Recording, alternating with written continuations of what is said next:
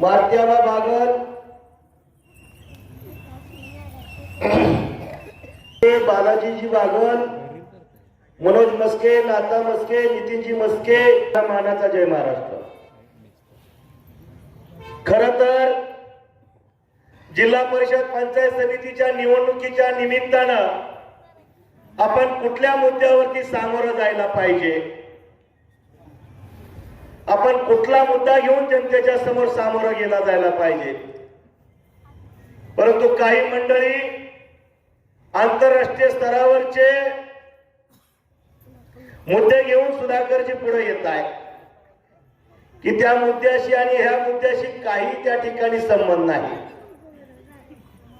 याचाच अर्थ त्यांच्याकडे जनतेला आम्ही काय केलं मागील काळामध्ये, मायबाप जनता आणि मतदार राजाने जी आम्हाला सत्ता दिली त्या सत्तेच्या माध्यमातून आम्ही काय कामं केली हे त्यांच्याकडे सांगायला नाहीये। त्यांनी खरं तर आम्हाला मायबाप जनतेनं आशीर्वाद देऊन निवडून दिल्यानंतर आपल्या समोर आम्ही 5 वर्षामध्ये आपण दिलेल्या संधीचं सोनं केलं, आमकी कामं केली, तमकी कामं केली, या गावचा विकास केला, या गावची गटार केली, या गावचे रस्ते केले, लाईटचे प्रश्न सोडवले, घरकुलाचे प्रश्न सोडवले। अशा विकासात्मक मुद्द्यावरती आपल्या समोर येऊन आता आपण त्या ठिकाणी आम्ही आपली चांगल्या पद्धतीने विकासात्मक सेवा केली आहे आणि म्हणून आम्हाला मत द्या, ह्या मुद्द्यावरती खऱ्या अर्थाने या निवडणुकीला सामोरं जायला पाहिजे होतं। परंतु त्यांच्याकडे सांगायला काय केलं हा मुद्दा शिल्लक नाही। मला तर वाटतं मागील काळामध्ये मागच्या 5 वर्षामध्ये आपण ज्या जिल्हा परिषद सदस्याला मताचं दान देऊन निवडून दिलं, जर का त्याचं पूर्ण नाव जर का मी आपल्याला विचारलं तर इथं कोणी जरी का त्याचं नाव सांगितलं तर मला वाटतं त्या ठिकाणी मी 10,000 रुपये आपल्याला बक्षीस देतो। मी उमेदवाराचं निवडून दिलेल्या जिल्हा परिषद सदस्याचं नाव विचारतो, कोणाला सांगता येईल? कोणीच सांगत नाहीये। केवढं दिलेली त्या ठिकाणी माय माऊली आहे, तिचं नाव आपल्याला सांगता येत नाही। मग मतदान नक्की कुणाला बघून आपण केलं, कुणाच्या सांगण्यावर केलं, त्यांना उमेदवारी कोणी दिली, बरं त्यांनी त्या 5 वर्षाच्या कालखंडामध्ये काय केलं? तर मला वाटतं फक्त त्या ठिकाणी जिल्हा परिषदच्या सभागृहात जायचं, मीटिंगला बसायचं, खुर्ची आठवायची, भत्ता खायचा, निघून यायचं, एवढ्यासाठी मला वाटतं सुधाकरजी निवडून दिलं होतं का? त्या सभागृहात गेल्यावर आपल्या विभागाचे, आपल्या गावचे, आपल्या वाड्या वस्तीवरचे त्या ठिकाणी प्रश्न मांडून माझ्या भागात काय अडचणी आहेत, काय समस्या आहेत, या समस्या मांडून त्या सोडवणूक करण्यासाठी त्या ठिकाणी विकास निधी त्याच्यासाठी उपलब्ध करून आपल्या भागातील विकास साधण्यासाठी आपण त्यांना त्या ठिकाणी पाठवत असतो। परंतु दुर्दैव आहे, गेली 40-50 वर्ष झाला कोणीतरी आपल्यावरती उमेदवार लागतो, वाड्यावरनं गडावरनं आपल्या समोर उमेदवार दिला जातो, त्याची योग्यता काय, त्याचं मेरिट काय, निकष काय, याचा कुठलाही मागमूस नाही। जो देईल तो दगड, देईल तो धोंडा, आपण वाड्यावरनं गड्यावरनं दिलेल्या आदेशाचं पालन करून त्या दगडाला शेंदूर फासून उदबत्ती, लिंबू, नारळ, कोंबडं कापून तो काय आपल्याला पावतो का, या आशेनं त्याच्या ठिकाणी आपण अपेक्षा करतो। परंतु दगडाला शेंदूर फासून कुठे काय देव पावत असतो का? त्याला त्या ठिकाणी सगळ्या गोष्टीची अशीच मंडळी आपण आतापर्यंत निवडून दिली। परंतु खऱ्या अर्थानं आता जातीवरती, भावकीवरती, गावकीवरती, पक्षावरती कुणीतरी लादून दिलेल्याच्या वर्ण सांगण्यावरनं आणि शेवटच्या दिवशी काहीतरी गोष्टी करून त्या माध्यमातून निवडून देऊन आपला विकास साधता येणार नाही। आपला विकास साधायचा असेल तर मला वाटतं त्या सभागृहात जात असताना, आपलं प्रतिनिधित्व करत असताना त्या सभागृहाचं ज्ञान आणि माहिती, अभ्यास असणं गरजेचं आहे। तिथं गेल्यानंतर प्रशासनाला आपल्या हक्कासाठी, आपल्या मायबाप जनतेच्या हक्कासाठी, आपल्याला निवडून दिलेलं त्यांचं प्रतिनिधित्व सेवा करण्याच्या हक्कासाठी त्या ठिकाणी आपण सभागृहामध्ये अनेक प्रश्नावरती चर्चा करून आपले विकास निधी आणून आपल्या भागाचा विकास करण्यासाठी आपल्याला तिथं पाठवायचं. पण दुर्दैवानं आपण वेगळ्या मुद्द्यावरती त्यांना निवडून देतो आणि जर का चुकीच्या मुद्द्यावरती आपण निवडून दिलं तर विकासात्मक पुढची चर्चा करायची कशी. आणि म्हणून अनेक वर्षांपासूनची प्रथा परंपरा आता त्या ठिकाणी आपण बंद केली पाहिजे. आज आता भावकी गावकी त्या ठिकाणी पक्ष जात पात याच्या पलीकडे जाऊन विकासात्मक दृष्टिकोन घेऊन आपण या निवडणुका दिल्या लढल्या पाहिजे, त्याला मतदान केलं पाहिजे. आणि म्हणून आज मी आपल्याला मताचं दान मागण्यासाठी आलेलो आहे. जिल्हा परिषदचे आमचे शिवसेना पक्षाचे अधिकृत उमेदवार दीपकजी चंदनशिवे आहेत. ते उच्च विभूषित आहेत. त्यांना कामाचा आणि त्या ठिकाणी प्रशासनाचा त्या ठिकाणी चांगल्या पद्धतीचा अभ्यास आहे. आणि त्यांच्या या अभ्यास वृत्तीतून आपण पाहिलं असेल गेली कित्येक वर्ष झालं जनतेची सेवा करण्यासाठी मग त्या ठिकाणी पंचायत समिती असेल, कचेरी असेल, पोलीस स्टेशन असेल, अशा अनेक ठिकाणी आपल्या तालुक्यातील जिल्ह्यातील लोकांची सेवा करण्याचं काम त्यांनी केलेलं आहे. आणि म्हणून अशा उमेदवाराला आपण त्या ठिकाणी मत दिलं पाहिजे. दुसरं, पंचायत समिती गणातून माझी स्वतःची अर्धांगिनी रोहिणी महेश साठे या ग्रामपंचायतच्या सदस्य आहेत. एक नाही दोन ठिकाणावर आहेत.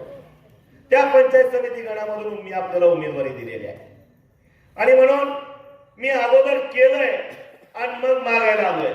माझी ओळख काय फार मोठी नाही आहे. मी कुठला वारसा घेऊन जन्माला आलो नाही. त्या ठिकाणी सर्वसामान्य कुटुंबातून जन्माला आलेलो आहे. आणि माझी ओळख फक्त काम आणि विकास आहे. आणि या विकासाच्या जोरावरती मी आपल्यापुढे मत मागायला आलो. एकनाथजी शिंदे साहेबांच्या आशीर्वादानं त्या ठिकाणी संघटनात्मक जबाबदारी मिळाल्यानंतर मी टाकळीमध्ये प्रयोग केला आणि माझ्या घराची सदस्य संख्या 8 आहे. त्यातील एक प्रशासकीय अधिकारी आहे. मी स्वतः पदाधिकारी आहे, वडील मालकरी आहे. उरले 5, त्यापैकी 4 हे लोक 5 ठिकाणी ग्रामपंचायती सदस्य आहेत. माझ्या गावची लोकसंख्या 33,000 आहे. मतदार संख्या 8,900 आहे. 8,900 मध्ये फक्त 60 कुटुंब 8 लोकांचं आहे, 8 मताचं आहे. आणि लोकप्रतिनिधी त्या ठिकाणी 5 आहे. असंच का कुणाला निवडून दिलं जातं? भावकी सुद्धा माझी तिथं नाहीये. केवळ आणि केवळ विकासाच्या जोरावरती त्या ठिकाणी या मतदार राजाने आपल्याला निवडून दिलं. आणि म्हणून मी टाकळी गावचा सर्वांगीण विकास केला. आणि मला वाटतं टाकळी गाव हे नुसतं जिल्ह्यात नाही तर राज्यात सुद्धा त्या ठिकाणी परिचित झालं. जवळपास 68 कोटीचा विकास टाकळी ग्रामपंचायतचा झाला. एकनाथजी शिंदे साहेब ज्यावेळेस पंढरपूरला आले होते पहिल्यांदा मुख्यमंत्री झाल्यावर, त्यावेळेस मी तीर्थक्षेत्र विकास आराखड्याची त्या ठिकाणी मागणी केली. आणि तात्काळ त्याच व्यासपीठावरती एकनाथजी शिंदे साहेबांनी 3,000 कोटीचा तीर्थक्षेत्र विकास आराखडा केला. त्याचबरोबर मराठा भवन, महाराष्ट्रातील पहिलं मराठा भवन पंढरपूरमध्ये साकारलं. आणि त्यावरचं आरक्षण, त्या जागेवरचं आरक्षण देखील एकनाथजी शिंदे साहेबांनी काढलं. आणि डीपीडीसीच्या पहिल्या मीटिंग मध्ये मराठा भवनासाठी मीच माझ्या डीपीडीसीच्या फंडातून 5,05,00,000 रुपये दिले. आणि लोकसभेच्या आचारसंहितेच्या अगोदर पुन्हा एकनाथजी शिंदे साहेबांच्या खात्यामधून नगर विकासच्या 10 कोटी रुपये दिले. जवळपास 15,05,00,000चं मराठा भवन त्या ठिकाणी आपण उभार करतो. त्याचं काम सुद्धा चालू आहे, आपण पाहत असाल. त्याचबरोबर दलित बांधवांसाठी गेली कित्येक वर्ष झालं वसतिगृह नाहीये, जागे अभावी भाडे तत्वावरती चालतंय. जवळपास महिन्याला 3 ते 4 लाख रुपये त्यासाठी शासनाला भाडं भरावं लागतंय. असा शेकडो कोटीचा भूदंड आतापर्यंत शासनाला बसलेला आहे. म्हणून दलित बांधवांची, विद्यार्थ्यांची सोय व्हावी म्हणून संजयजी साठे माझे बंधू यांच्या कार्यक्रमामध्ये टाकळी आणि कोटीच्या शिवार आपले टाकळीचं गायरान आहे.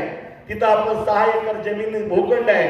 त्यातलं 2.5 एकर या वसतिगृहासाठी दिलं आणि एकनाथजी शिंदे साहेब, आठवले साहेब आणि संजयजी शिरसट साहेब यांच्या माध्यमातून समाज कल्याण मधून 37 कोटीचं वसतिगृह साकारण्यासाठी आपण तत्वता मान्यता मिळवली.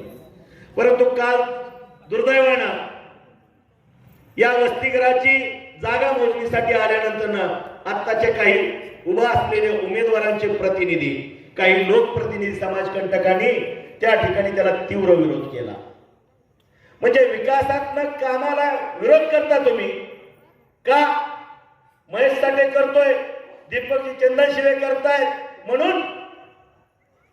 अरे कुठं फिरणार आहे का पाप?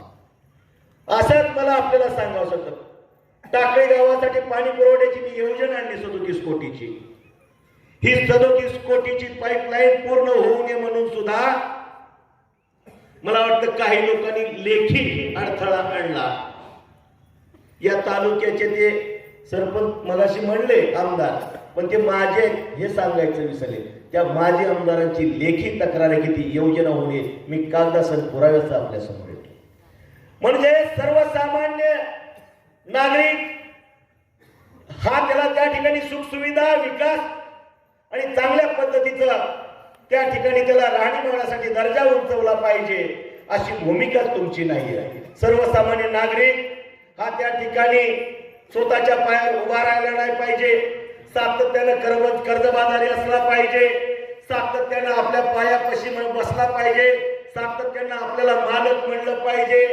स्वतःच्या पायावर उभा राहिला आणि त्या ठिकाणी सक्षम झाला तर तो बंडखोर होऊ शकतो, बंडखोर झाला तर आपल्या विरोधामध्ये बंड करू शकतो. बंड करू नये म्हणून त्याला पोटाच्या प्रश्नाच्या पलीकडे कुठलाच विचार आजपर्यंतच्या या 40 वर्षाच्या कालखंडामध्ये स्वतःला मालक म्हणून घेणाऱ्या व्यक्तीनं केला नाही. मालक म्हणताना स्वतःला काल परवा मला वाटतं काल कुठेतरी आपण टीका केली माझ्यावर.